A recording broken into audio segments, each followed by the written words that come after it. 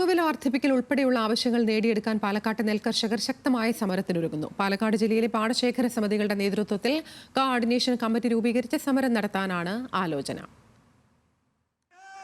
കഴിഞ്ഞ ദിവസം കുഴൽമന്ദം ബ്ലോക്കിലെ പാടശേഖര സമിതികളുടെ നേതൃത്വത്തിൽ നടന്ന സമരത്തിലുണ്ടായ കർഷക പങ്കാളിത്തമാണ് പ്രതിഷേധം ശക്തിപ്പെടുത്താനുള്ള ആലോചനയ്ക്ക് കാരണം. ജില്ലയിലെ ആയിരക്കണക്കിന് വരുന്ന പാടശേഖര സമിതികളുടെ കൂട്ടായ്മ സംഘടിപ്പിച്ച് പ്രക്ഷോഭം നടത്താനാണ് കർഷകർ ആലോചിക്കുന്നത്. ഇപ്പോൾ നമ്മളിപ്പോൾ ജില്ലയിലുള്ള മൊത്തം കർഷകരെ സംഘടിപ്പിക്കാനുള്ള പരിപാടിയാണ്. ഓരോ പഞ്ചായത്തിലും കോർഡിനേഷൻ കമ്മിറ്റികൾ ആദ്യം രൂപീകരിക്കണം. ആദ്യം രൂപീകരിച്ച ശേഷം പിന്നെ അതിനെ ബ്ലോക്ക് അടിസ്ഥാനത്തിൽ കൊണ്ടുവരണം.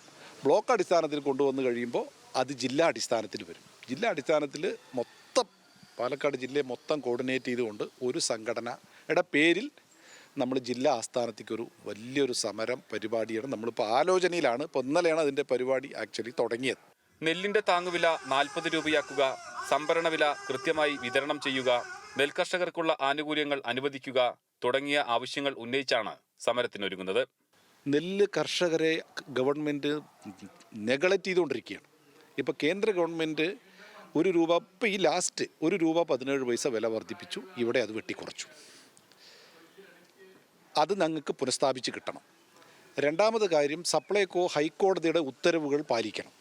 ഹൈക്കോടതി പറഞ്ഞിരിക്കുന്നത് കയറ്റുകൂലി എന്ന് പറയുന്ന സംഭവം കർഷകൻ കൊടുക്കേണ്ടതല്ല, സപ്ലൈകോ കൊടുക്കണം.